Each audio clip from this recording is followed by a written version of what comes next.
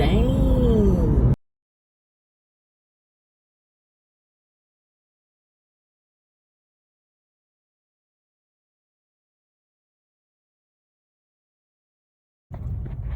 So I'm pulling up into my daughter's apartment complex, and 2 weeks ago, Hurricane Helene hit the whole state of Florida, parts of Georgia. I have a lot of family members that live here. You know, they did send us videos, different experience seeing it in person.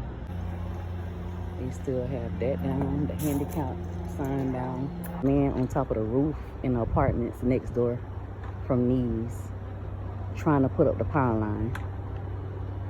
That's a safety hazard, the way he laying up there like that.